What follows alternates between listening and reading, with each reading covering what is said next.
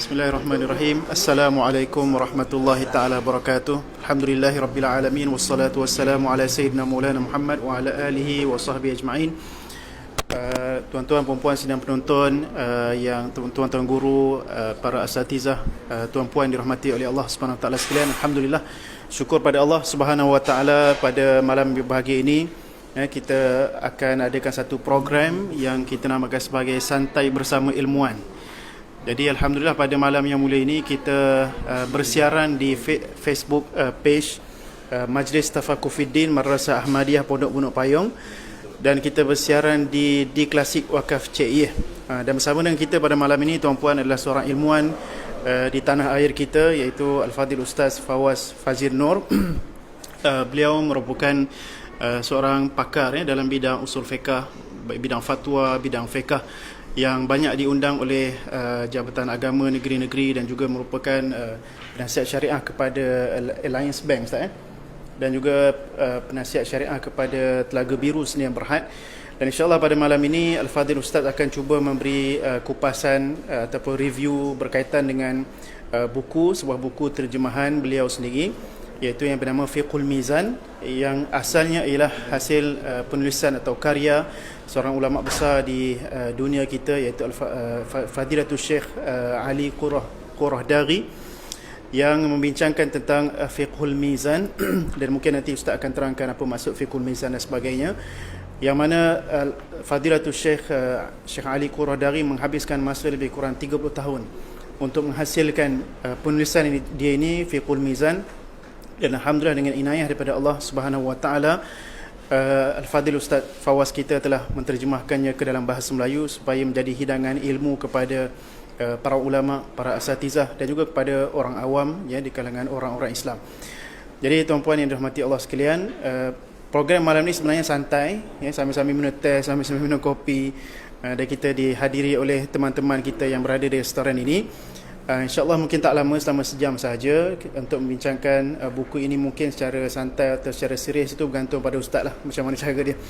Jadi tanpa melengahkan masa lagi, saya dengan segala hormat mempersilakan Fadhil Ustaz, falyatafaddal mashkuran wa minallahi ma'juran. Assalamualaikum warahmatullahi. Bismillahirrahmanirrahim. Alhamdulillah wassalatu wassalamu ala Rasulillah wa ala alihi wa sahbihi wa man wawalah. Yang saya kasihi lagi saya hormati Al-Fadhil Ustaz Fauzan, Al-Fadhil Ustaz Zaini, Ustaz Azam, Ustaz Harith, Ustaz Aziz daripada Pondok Ahmadiyah di Kelantan. Saya sekarang ni berada di Kelantan. Alhamdulillah, sempat ingin bertemu bersama rakan-rakan ilmuwan untuk bermuzakarah, untuk bertemu, ziarah orang-orang soleh. Ziarah-ziarah ilmuwan adalah perkara yang disunatkan. Al-ilmu rahimun baina ahli. Jadi tapi itulah, kita bila berjumpa tak nak salam sama sekarang ni. Jadi tak ada salam pun kami jumpa macam tu sekarang ni, kerana mematuhi SOP. Alhamdulillah, Allah Ta'ala takdirkan kita mempunyai ulama-ulama, dan tidak akan la yakhluwa, tidak akan sunyi muka bumi ini daripada man qaimun, orang yang mendirikan kebenaran ini. Jadi alhamdulillah, di antara kita sepatutnya bersyukur, bukan kita macam mencemuh. Sebagian orang dia tidak suka lahirnya a'immah, makna terhenti kepada mungkin Imam Suyuti, terhenti kepada Imam Ibnu Hajar. Kemudian kalau ada ulama-ulama yang besar yang bangun di zaman sekarang, kita agak macam betul ke masih ada? Itu tidak wajar. Sedangkan kita dah naik ke bulan, orang dah naik ke planet macam-macam. Takkanlah Islam gagal untuk melahirkan ilmuwan yang besar, walaupun tidaklah sebesar Imam Syafi'i, tetapi sebahagian daripada mereka. Dan sepatutnya kita bersyukur bila ada ilmuwan yang berfikir, mencipta, makna menyelesaikan masalah. Itu yang sepatutnya ada. Dan itu yang kita harapkan daripada pembelajaran Fiqhul Mizan yang saya terjemah daripada buku bahasa Arab oleh guru saya, Syekhuna Syekh Imam Ali Qurrah Dari hafizahullah. Dan dia masih ada lagi, tuan-tuan boleh ziarah dia, boleh bertemu dengan dia. Dia tak tahu dia datang ke Malaysia, cuma bila MCO hanya hadir dalam online dia. Sebab dia di Malaysia dah hampir mungkin 20 tahun terlibat sebagai penasihat perbankan. Dan di antara hujjah ataupun seperti yang disebut oleh Syekh Qaradawi, hujjah fi fiqh al-muamalat wal bunuk, Makna rujukan dunia, bukan kata rujukan di Qatar sahaja. Dan dia merupakan faqih Syafi'i yang menghafal hampir 20 buah kitab, Minhajul Talibin, Qurratul Ain, Fathul Mu'in, Iqna. Banyak kitab yang, sebab mereka ini adalah pewaris, penyimpan. Dia cerita pada saya, dia menyimpan khat Imam Nawawi sendiri, Minhajul Talibin, cuma hilang ketika berlaku peperangan. Makna mereka ni silsilah Zahabiyah Syafi'iyah yang begitu hebat. Tetapi alhamdulillah Allah Ta'ala kurniakan dia mempelajari fiqh muqaran dengan dia belajar dengan bapa saudara dia, belajarlah Umar Al-Qaradari, menghafal Al-Hidayah fi Hanafi, menghafal qawanin fiqhiyah dalam mazhab Maliki. So makna dia belajar banyak mazhab dalam bentuk yang mutamakin, yang mana melayakkan dia menulis buku-buku seperti ini. Sebab kadang-kadang kalau kita tak ada kelayakan ahliyah, tuan-tuan, susah nak tulis buku macam ni. Sebab dia akan berlaku tanaqud. Sebab ini buku ini sebenarnya dia macam usul fiqh, ataupun sebahagian daripada usul fiqh kalau kita tak nak terima dia sebagai satu ilmu baru. Sebab fiqhul mizan ini dia bukan ilmu fiqh juz'iyat. Makna dia seperti puasa, itu dah ada, dah lengkap. Ulama kita dah kafil dah telah melengkapi perbahasan, walaupun kita ada tambahan sedikit idhafat kepada ilmu-ilmu mustajadat. Tapi dalam bentuk manhajiyah, saya sepanjang pengalaman saya yang kecil ni belajar usul fiqh, maksudnya kita mula daripada form 6 sampai sekarang kita masih belajar. Kadang-kadang kita rasa macam mana kita nak pikir bagi mendalam lagi. Macam kita, hatta kita belajar maqasid syariah pun macam tak habis. Sahabat-sahabat kita pun di Darul Ifta, kita belajar Darul Ifta. Kadang-kadang kita nak, sebab isu ni di Mesir lain, di Malaysia lain, makna dia isu ni terlampau besar. Dan macam mana kita nak selesaikan masalah ni dengan lebih mendalam, lebih deep. Sebab sekarang ni kita tak boleh hanya sebut dalil, mazhab, kena sebut dari sudut maqasid, dari sudut saintifik, daripada sebut sejarah. Dia bukan hanya menyebut hukum, orang kata apa ya atau tidak. Sebab zaman, orang kata apa dia, evolusi perubahan masyarakat terlampau bijak. Jadi kita tidak boleh memperbodohkan masyarakat, sebab masyarakat dia boleh detect, dia boleh akses daripada mana-mana program fatwa rasmi daripada ulama dan sebagainya. Jadi kita tak boleh berada dalam kedudukan yang selesa. Jadi bila kita belajar fiqhul mizan, kita nampak di sana ada satu metodologi yang memberikan kita satu kefahaman yang baru, walaupun dah lama tapi yang baru dari sudut zaman. Rupa-rupanya syariah ni ada penimbang. Bukan setakat maqasid, dia ada penimbang. Dia ada penimbang. Misalnya kalau kita tengok isu liberal, dia tidak dapat menimbang perbezaan di antara lelaki dan perempuan. Dia tidak dapat menimbang di antara beza hak kebebasan dengan disiplin ataupun undang-undang. Dia campur adukkan di antara syahwat dan juga kebebasan. Akhirnya dia anggap seksual yang live secara bebas itu hak, dan kan itu satu syahwat. Dia menganggap pertukaran jantina itu adalah hak, dan itu adalah menghancurkan sistem kehidupan. Jadi banyak benda yang berlaku kepada ajaran sesat ataupun ajaran yang menyeleweng sesat daripada iblis. Mereka salah penimbang. Iblis dia salah timbang. Dia salah timbang orang yang dekat dengan Tuhan itu dengan menimbang mansya' ataupun punca kejadian. Jadi dia timbang dekat dengan Tuhan itu dengan api. Yang ni tanah. Jadi api dia berkualiti. Sedangkan mizan dekat dengan Tuhan itu takwa. Dan bila dia letak takwa itu, menyelesaikan semua masalah. Tak ada timbul suami lebih afdal daripada isteri, isteri lebih afdal daripada suami. Tak ada timbul benda tu. Pemimpin lebih afdal daripada ayat, tak ada. Sebab apa? Mizan dia takwa. Pemimpin mizan lain pula.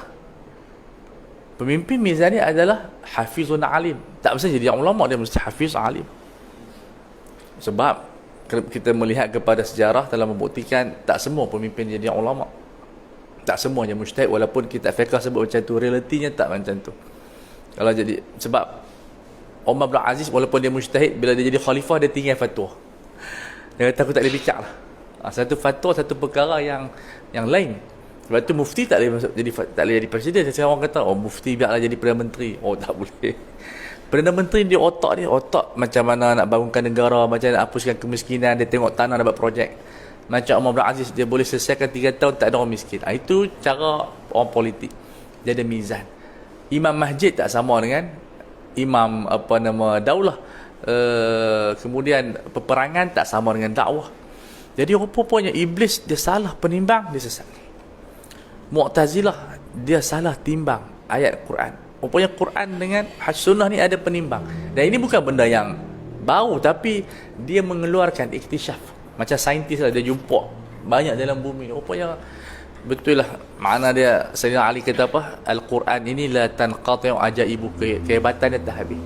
Jadi buku ni dikaji 30 tahun, bukan dia buat macam kita 3 tahun selesai. Sebab dia beri kajian, makin lama kita beresearch makin matang. Jadi 30 tahun. Nasibi Allah Ta'ala panjangkan umur dia, jadi selesai lah. Saya terjemah taklah sampai setahun.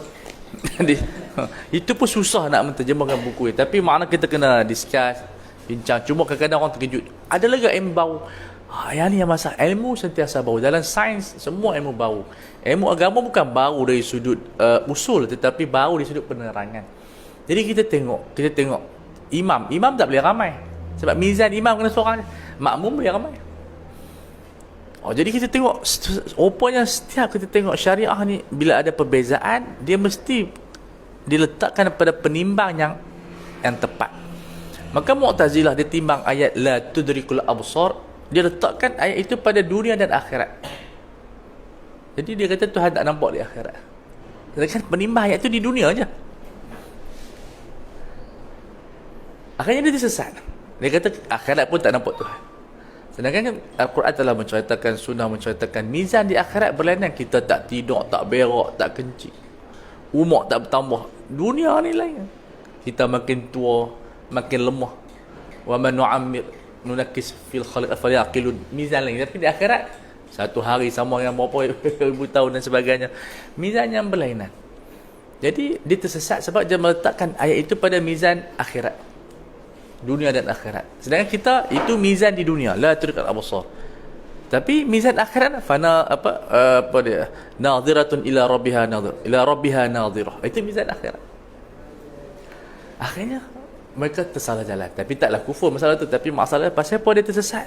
Ayat Quran ni dia telah ada mizan yang wa anzalna ma'ahumul kitab wal mizan. Tapi ulama dulu menterjemah semua qiyas. Sebab tu Imam Ghazali yang nampak benda ni, cuma dia tak jelas lebih mendalam. Sebab tu dia ada kitab Al-Mizan. Imam Ghazali ada kitab Al-Mizan. Dia sendiri yang membahaskan syaitan tersalah sebab dia salah letak mizan. Al-Qisatul Mustaqim. Jadi ada dalam buku tu dia ada uraian bab mizan. As-Siratal Mustaqim itu. As-Siratal Mustaqim itu mizan. Betul kita berdoa, ihdinas siratal mustaqim. Supaya kita berada dalam mizan yang sahih. So dalam akidah kita jelas mizan Allah adalah wasyafa'i wal watr. Allah tak boleh banyak, satu. Wasyafa' adalah mizan untuk makhluk. Jadi makhluk mesti ada proton, ada elektron, mesti ada lelaki, ada wanita. Jadi liberal dia salah faham ni, sebab dia menjadikan sifat al-watr itu kepada makhluk. Wasyafa'i untuk makhluk, wal wasyaf'i lil makhluk wal watr lil khaliq. Jadi kalau ajaran, semua ajaran kembali kepada mizan yang betul. Dan Abu Hasan Asy'ari dalam kitab dia Al-Lumak dalam akidah, Lumak ni ada dua, satu akidah, satu sufi. Dia bahaskan kenapa Tuhan tak boleh banyak. Kalau Tuhan boleh banyak, hujan tak turun. Satu Tuhan nak hujan, satu Tuhan nak terang. So mizan Tuhan mesti satu je. Baru dia berlaku ada al-adalah, liyaquman nas bil qist. Baru ada adalah di situ. Begitu juga dengan fiqhul mizan dalam pembacaan sunnah. Contohnya kita baca apa dia, bau mulut orang berpuasa, dalam semua ada terang, wangi, atyabu min rizq miskin. Tapi kita cium mulut orang puasa busuk. Rupanya hadis itu menangkan mizan ma indallah. Jumpa orang kena jaga mulut juga, tidak orang marah. Tak boleh nak pergi buka macam tu. Sama ada kita gosok gigi walaupun makruh, ataupun kita tutup mulut. Sebab makruh ya tazulu li adnal hajah. Itu kaedah mazhab. Makna dia bila kita ada keperluan, makruh itu gugur. Jadi rupanya Rasulullah nak menceritakan mizan inda Allah memang wangi sangat, tapi indana busuk. Jadi kita tak boleh nak berinteraksi manusia dalam bentuk mulut yang busuk. Begitu dengan sedekah, ma naqasa malun min sadaqatin, itu ma inda Allah, indana berkurang. Kita belanja duit hari ni, duit kita berkurang. Orang kata tak, dia bertambah. Tak bertambah. Bertambah tu di sisi Allah. Sebab tu Imam Ibn Hajar dalam Fathul Bari, bila dia hurai hadis orang duk kata sedekah subuh, dia pandai bottom sedekah subuh. Fa yaqulu malak Allahumma a'ti munfiqan khalafa. Dia kata khalafa di sini kebanyakan di akhirat. Dunia ni jarang dapat. Bukan kita nak suruh tak kempen sedekah, kempen. Tapi jangan kita pergi contoh, kamu bagi RM10, Tuhan bagi RM100. Tak betul tu. Kadang-kadang Tuhan tak bagi pun. Marah orang tu. Dan kita tengok sendiri, banyak orang yang tak susun sedekah, lama-lama jadi tak ada duit. Jadi macam mana Rasulullah sebut dalam hadis yang lain, ittajiruha, kena duit ni kena berniaga, hatta la ta'kuluha zakah, jangan sampai dimakan oleh zakat. Makna tak boleh baca satu ni hadis ma indallah, yang ni hadis ma indana. Sedekah mesti berkurang, jadi kita kena top up dengan bekerja. Jadi kita sedekah, kita cari duit, tambah lagi. Bukan makna kita sedekah duduk saja harap Tuhan bagi pada langit, tak tepat. Inna sama la yumtiru dhahaban wala fiddatan. Jadi banyak orang baca satu hadis, sebab tu kempen-kempen sedekah ni kadang-kadang bahaya, sebab dia pun tak letak guideline. Ulama mengatakan ijma' haram bersedekah bagi mereka yang tak mampu. Makna dia ambil duit isteri dia ambil duit anak dia bagi sedekah. Sedangkan sedekah ni adalah orang yang mampu. Yang tak mampu tu dia bersyarat. Yang pertama tak mengeluh, dia ada syarat dia. Syurut. Dia tak boleh dia orang miskin bersedekah tanpa syarat. Sebab itu zaman sekarang ni tak sesuai jadi orang miskin, sebab apa? Kita tak dapat syarat-syarat tu. Tak mengeluh, sabar, tawakal tinggi. Tapi kita kalau jadi miskin, habis kita perburukkan pejabat zakat. Itu tak sabar tu. Jadi banyak benda dalam buku ni menyelesaikan timbangan. Timbangan fatwa tak sama dengan timbangan qada. Qada la yaqdil qadi bi'ilmi. Walaupun dia tengok pencuri itu sendiri, tapi dia tak boleh. Esok dia panggil main mahkamah, pasal apa kena panggil? Saya nampak kamu curi. Tak boleh. Mesti ada syahadah. Al-bayyinah 'ala al-mudda'i. Tak boleh.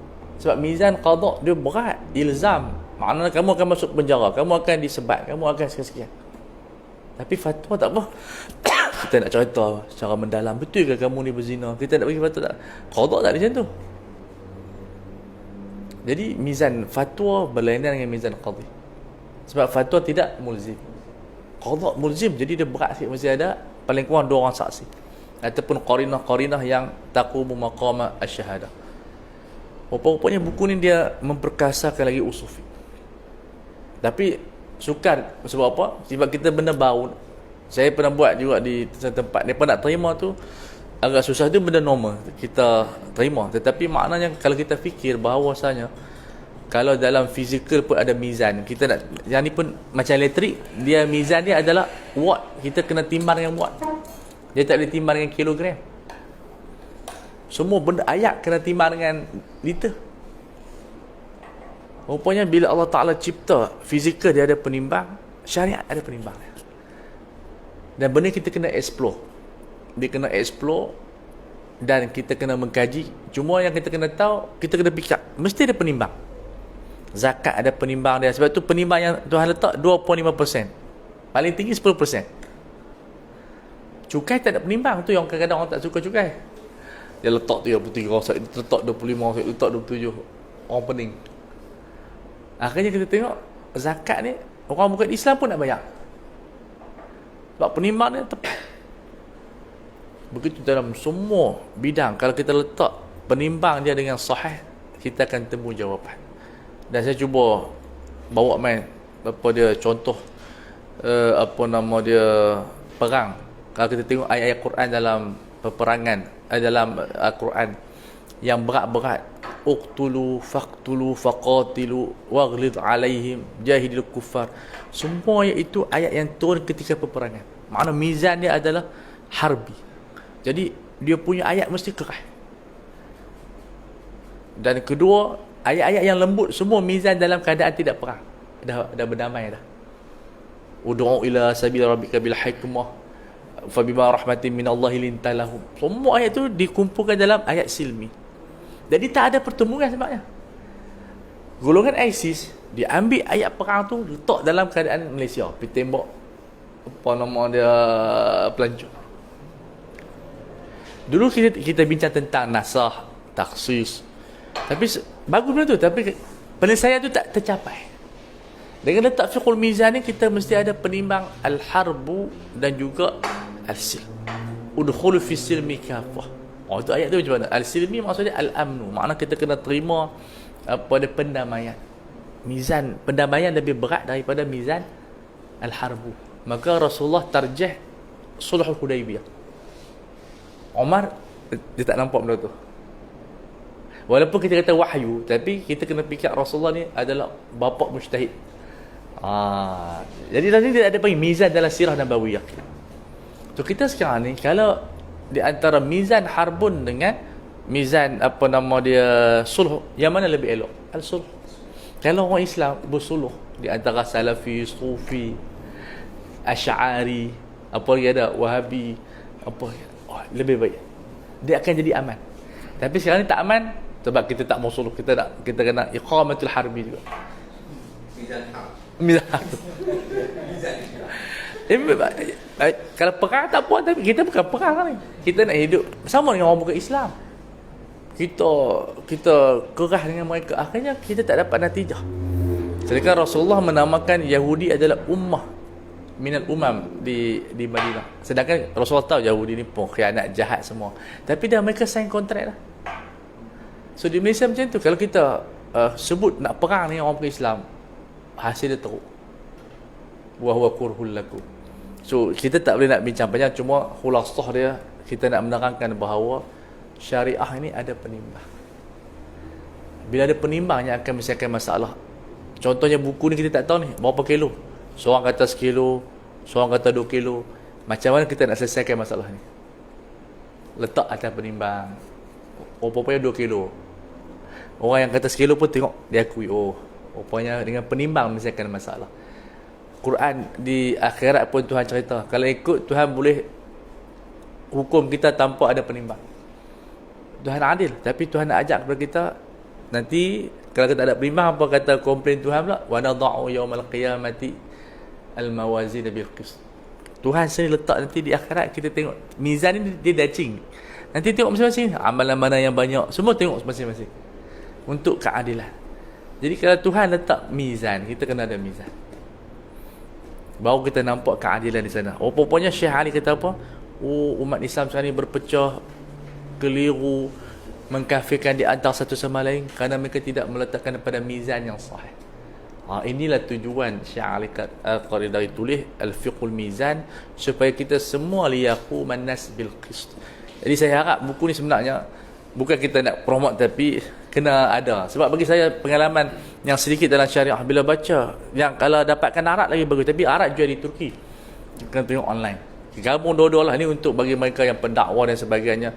Kalau kita baca, kita akan lebih ringan. Maksudnya ringan, pandang orang lebih husnuzon. Sebab yang kita bergaduh ni mizan ni adalah fiqh. Bila fiqh ni kita kena lapang dada lah. Ni mizan ni adalah mizan akidah, usul atau furu'. Ini mizan ni adalah mizan politik. Bila politik tidak ada akidah. Bukan maksud dia politik tu tinggi akidah, tak. Maksud dia tak boleh ada hukum kafir mengkafir. Yang betul.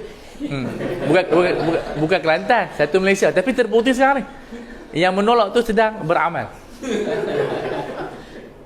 Terbukti sekarang ni, terbukti. Mana dia tak dapat nak haramkan arak, tak dapat nak tutup judi, melainkan negeri tertentulah, tak dapat nak tutup tempat pelacuran.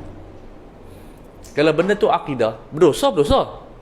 Kita akan mengkafirkan kerajaan, seperti yang berlaku kepada jamaah takfir di Mesir.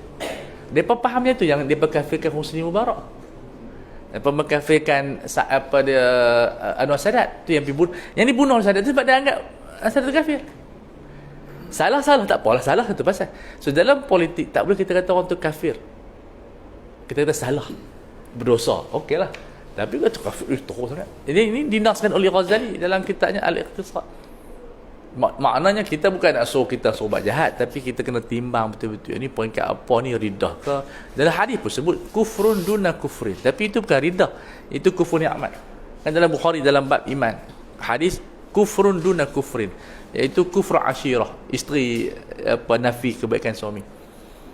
Orang perempuan tanya lah, macam tu kalau suami nafi, tak apa, sama lah. Tapi nak habaq dia ada siyak tu adalah zaman itu Rasul sedang merawat. Sebab kita kena tahu dalam hadis-hadis tak ada satu diskriminasi lelaki perempuan, tapi makna dia merawat penyakit masyarakat supaya orang perempuan menghargai itu je. Ada bab yang lain Rasulullah tegur orang lelaki. Kadang orang perempuan dia tak suka baca hadis macam tu, dia marah. Kata pasal apa orang asyik orang perempuan je, orang lelaki tak ada, lelaki ada balasan dia. So kita tengok fiqhul mizan, insya-Allah dia akan menyelesaikan banyak, dan saya cuba praktik banyak dalam kehidupan kita. Kita dapat berfikir yang lebih jelas bila kita letak, cuba kita cari penimbang yang tepat. Ini isu apa? Isu duniawi ke, isu bisnes ke, isu agama ke, isu keluarga ke. Bila keluarga dia mesti ada penimbangnya yang khusus. Siapa yang menyelesaikan qadhi, dia tidak boleh cerita dekat Facebook. Kalau bisnes tak boleh letak ke Facebook, kita nak cari pelanggan, dia mizan dia macam tu. So kita tengok alhamdulillah Allah Taala bagi ilham kepada Syekh Al-Qaradari, dan ilham ni dia dapat masa sembahyang. Tengah baca Quran, kita dalam sembahyang ilham macam-macam, tapi bukan ilham ilmu. Macam-macam barang hilang, tak pergi kerja ni tak siap.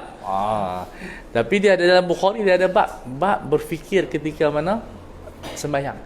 Jadi dia letakkan hadis Sayyidina Umar, dia dapat ilham berfikir menyusun tentera dalam sembahyang. Jadi kadang-kadang boleh berlaku macam tu. Sebab tu kata Abu Hanifah, kalau kita hilang barang sembahyang dulu. Jadi bila sembahyang tu teringat, tapi jangan berhentilah, teruskanlah. Teringat berhenti sembahyang. Jadi siapa-siapa yang dia hilang barang, sembahyang sunat 2 rakaat.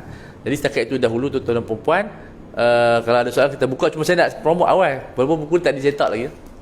Ini ada buku usul fiqh ayah saya, Syekh Fadhil Nur rahimahullah, buku yang dia mengajak di Maktab Mahmud masa Senawi, zaman Senawi dulu, Senawi 4. Dan buku ni anak murid dia nama Ustaz Yaakob, dia orang Kuala Abim di Perak, dia mengaji di Maktab Mahmud.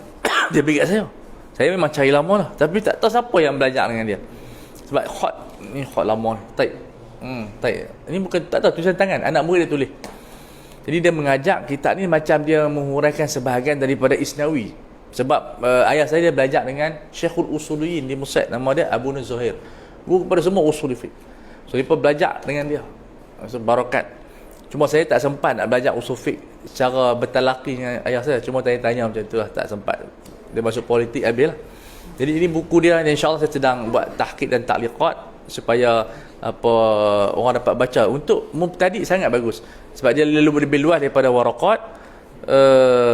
Dia ringkas dan ada bab-bab yang sangat menarik, perbahasan-perbahasan usul yang mungkin di waraqat tak dibahaskan secara detail, di sini dibahaskan secara detail.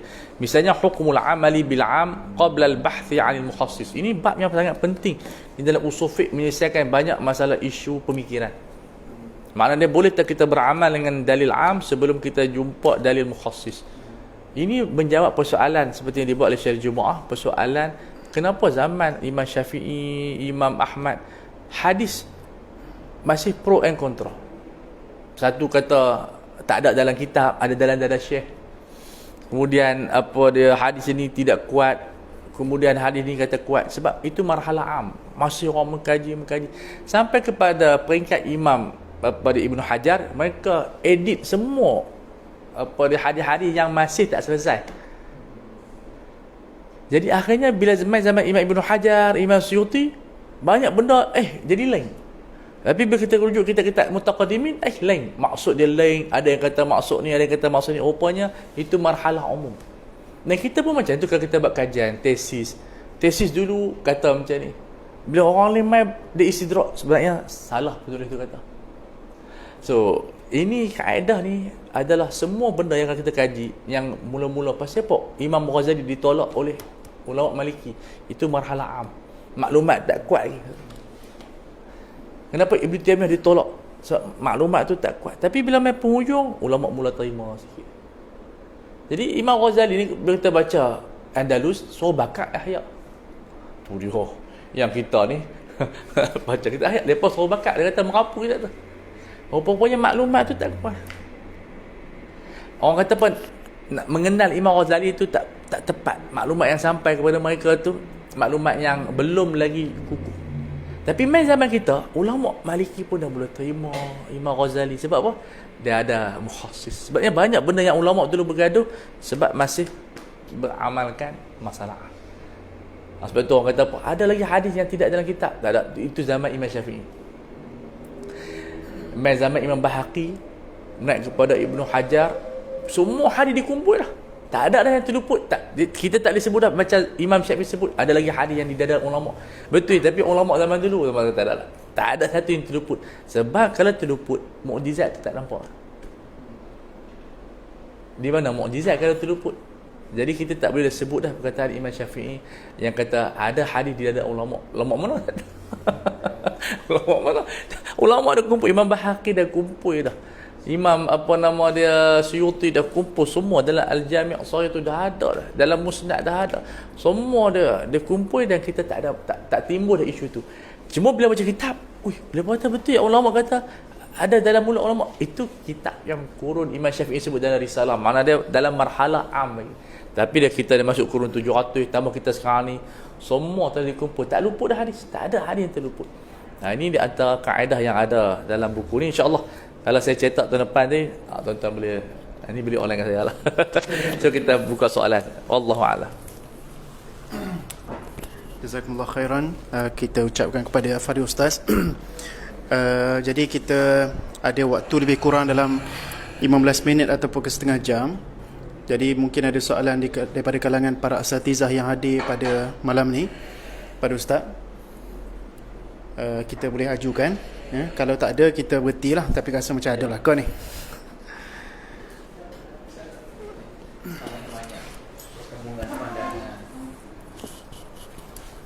Sekarang banyak pertemuan pandangan di kalangan ilmuwan biasanya kita boleh tengok, dan masyarakat kadang-kadang jadi keliru terhadap perbezaan pandangan tersebut.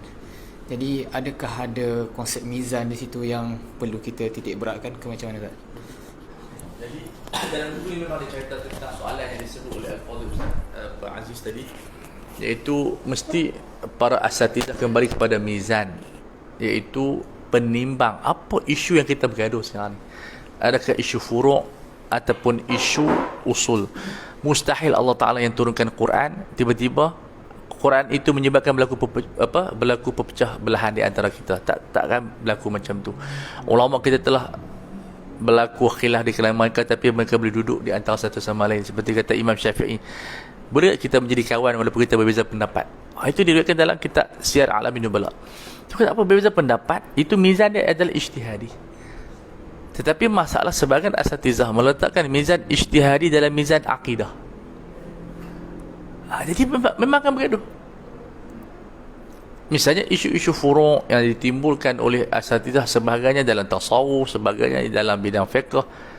Akhirnya kita tengok mereka menyalahkan di antara satu sama lain, akhirnya berlaku perpecahan.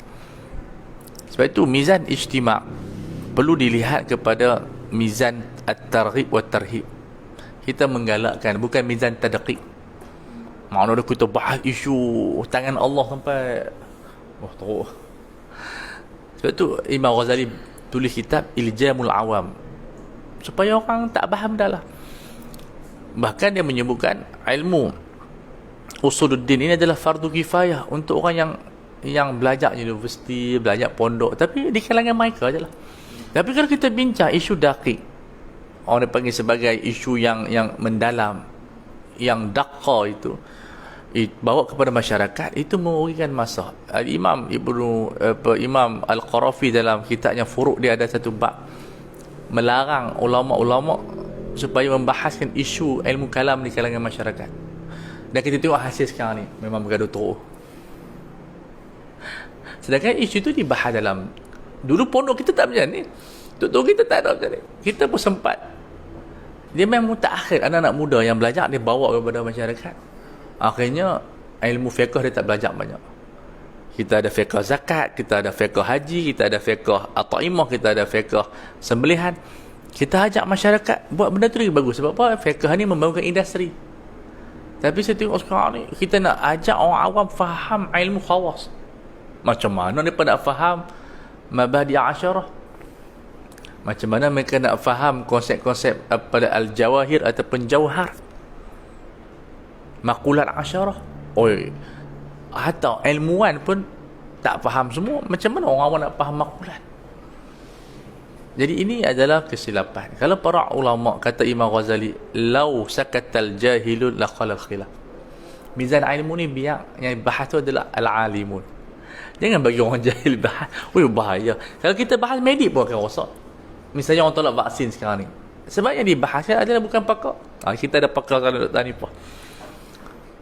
Macam-macam dia bahas. Akhirnya kita tengok susah nak selesaikan masalah. Kalau kita tak ambil vaksin hari tu, mungkin sehari boleh mencapai 50,000. Sebab itu masalah last kali 26,000. Sekarang 4,000. 4,000 pun kata tinggi dah. Okey lah tu banding 26,000 tu.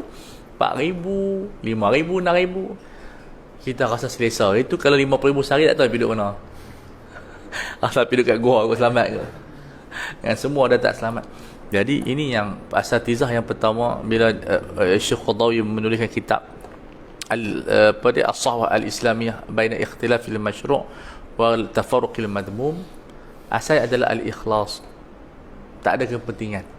Kalau kita ada kepentingan nak pertahan kita punya ajaran, kita punya nama, kita punya mansib, tak akan selesai masalah. Sebab takkanlah Yahudi boleh bersatu, kita orang Islam tak boleh bersatu. Takkan tak ada mizan yang boleh menyatukan kita.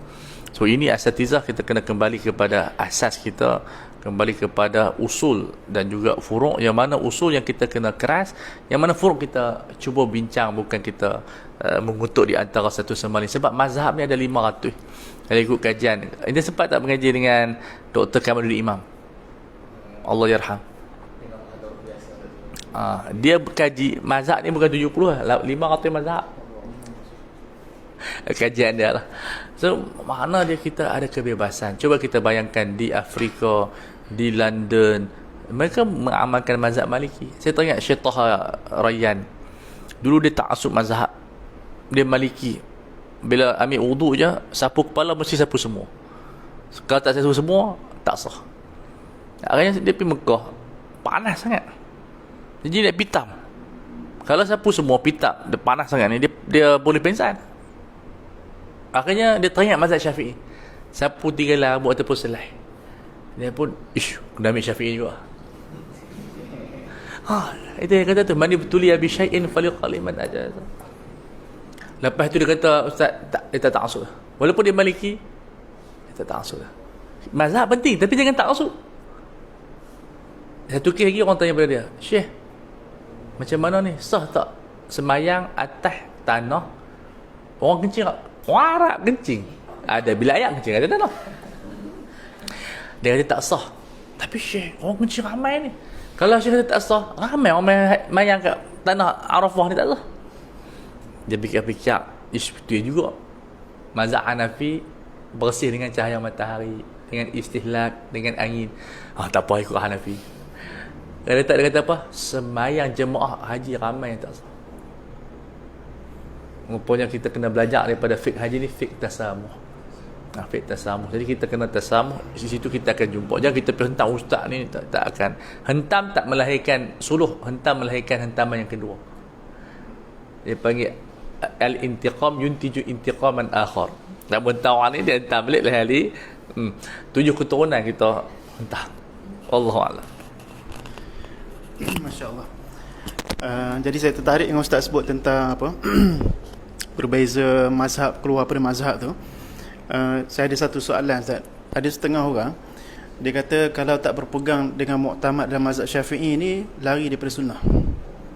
Jadi macam mana kita nak fikul mizan dalam bab kita khuruj daripada mazhab ataupun tamassuk bil mazhab? Sebenarnya mizan fiqh adalah mazhab, tapi mazhab ni ada dua.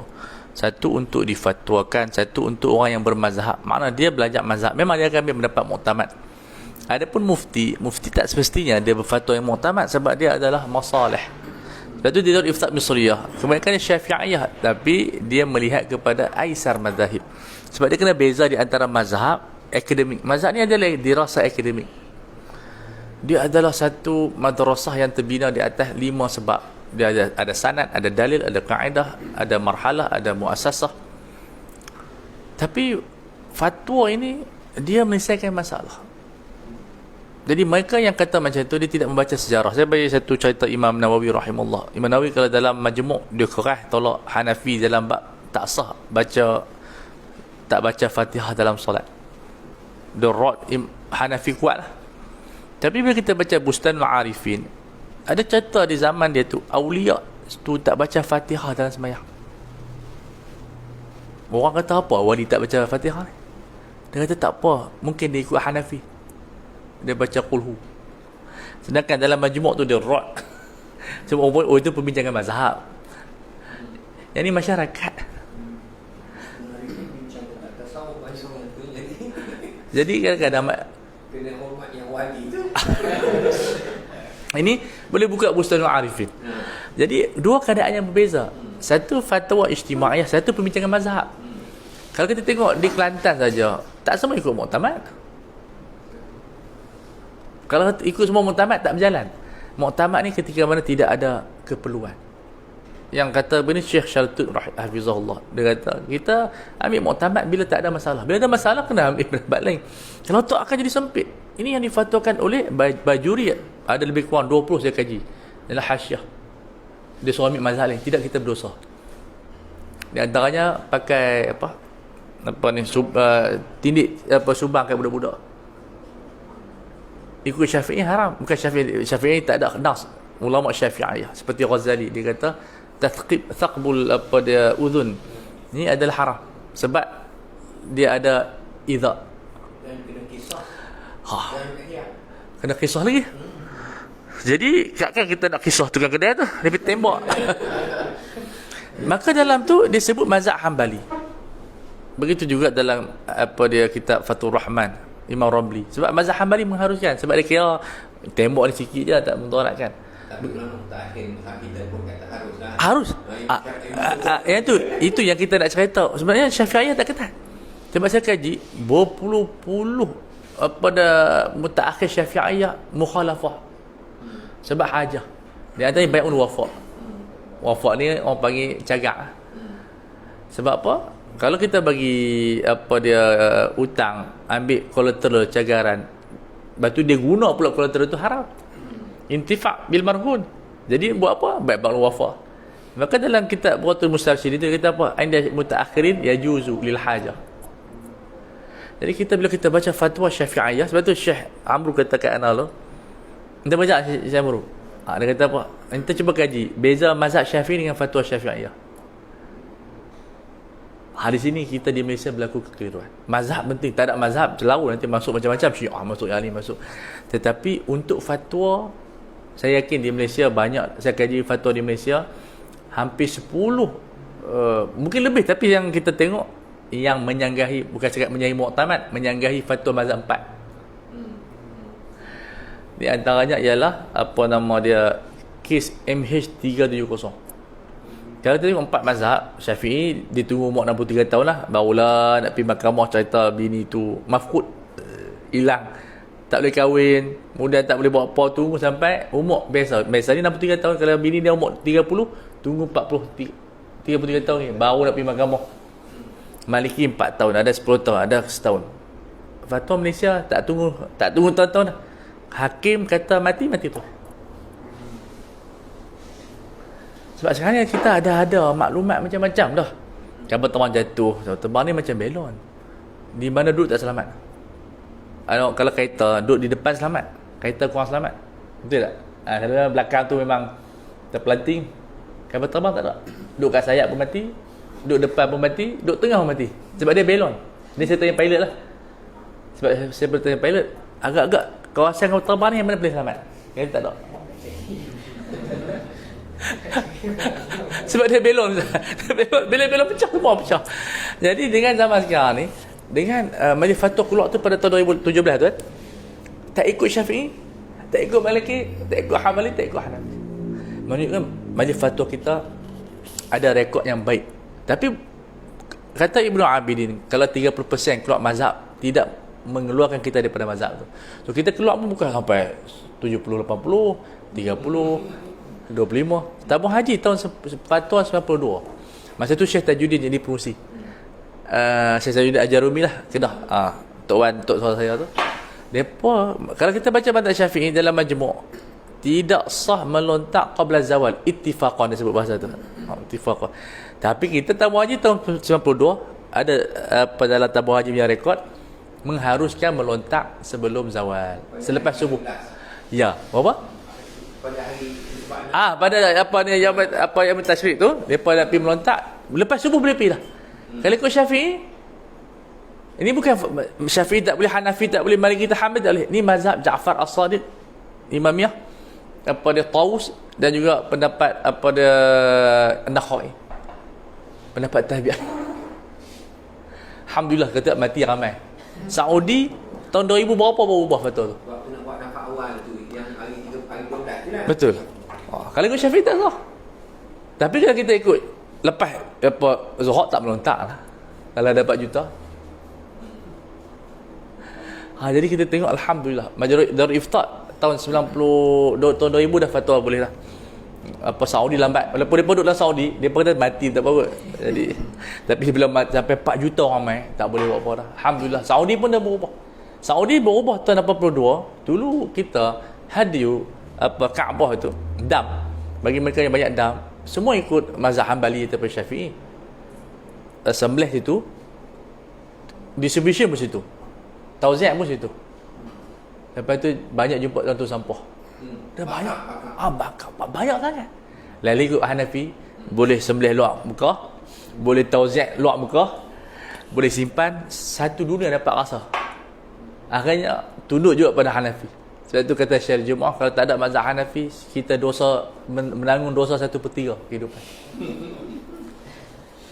Di Malaysia ni kalau kita kira Hanafi cukup banyak boleh kira lah. Tapi alhamdulillah mazhab kena belajar. Kalau tak ada mazhab, kita akan selalu berpegang kepada pendapat Syekh.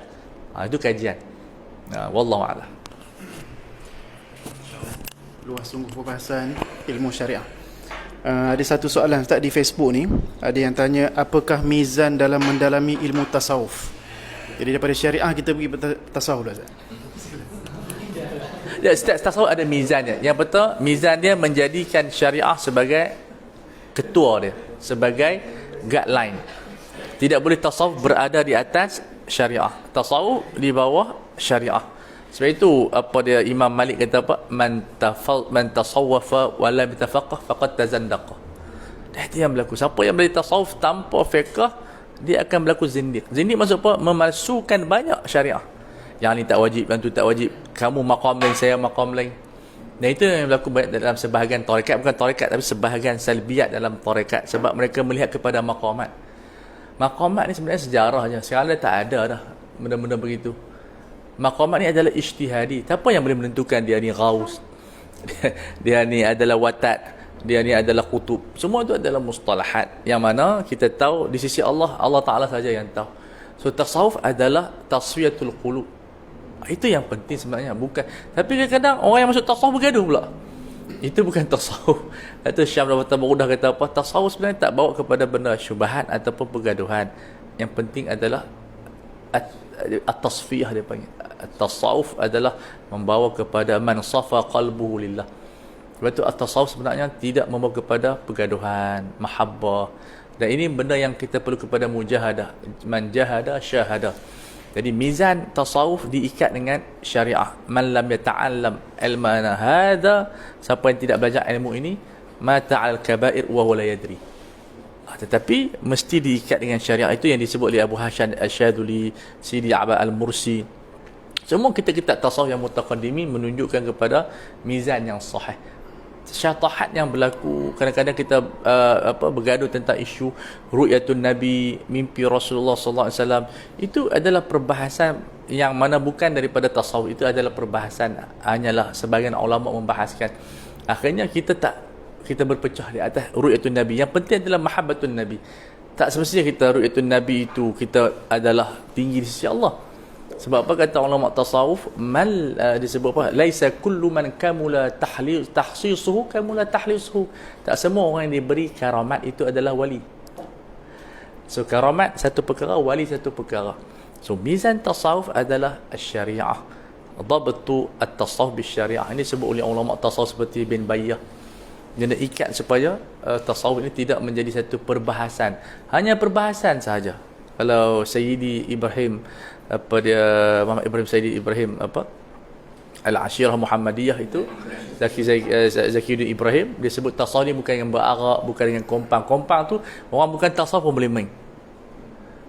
Qasidah ni kita pun boleh, penyanyi pun boleh qasidah, tapi itu bukan lubul tasawuf. Tasawuf adalah tasfiyatul qulub. Ini boleh rujuk dalam kitab Qawaid Tasawuf. Itu kitab yang paling terbaik oleh Imam Zarruq untuk kita pelajari qawaid tasawuf. Ada lebih kurang 200 lebih qawaid yang boleh kita pelajari. Dia ada terjemahan yang dikeluarkan oleh Jakim tapi tak cetak kot. Itu wallahu a'lam. Masya-Allah. Kasih yang jelas tu dari sudut syariah, dari sudut tasawuf. Tapi mungkin ada lagi soalan daripada Haji? Ada? Kalau boleh kita akidah. Baik, alhamdulillah. Syukur pada Allah Subhanahu Wa Taala pada malam ni kita dah mendengar buah-buah ilmu, fawaid-fawaid yang sangat berguna pada kita, yang insya-Allah mungkin bukan kali ini kali pertama lah. Mungkin insya-Allah lepas ni ada sesi-sesi yang seterusnya untuk ustaz lebih mungkin membentangkan kitab-kitab lain ataupun membincangkan topik-topik lain bersama dengan kita.